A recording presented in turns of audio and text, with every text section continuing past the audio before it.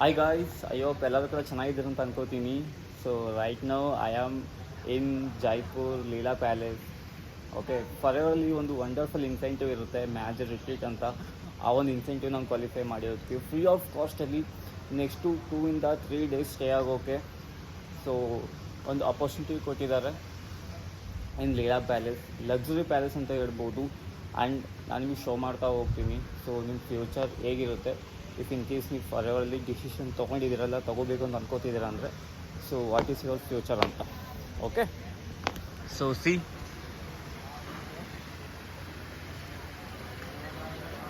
So this is the property, this is the lifestyle Forever giving us.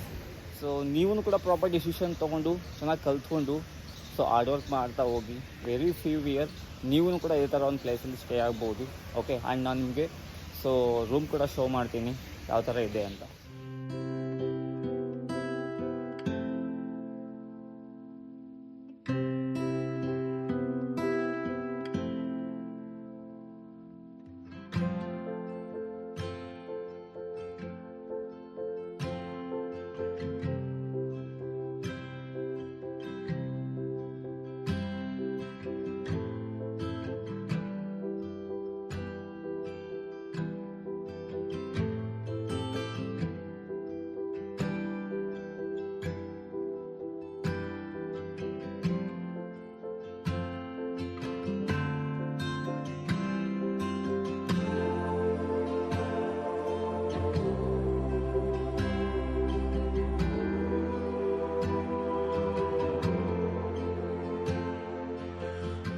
The future of forever.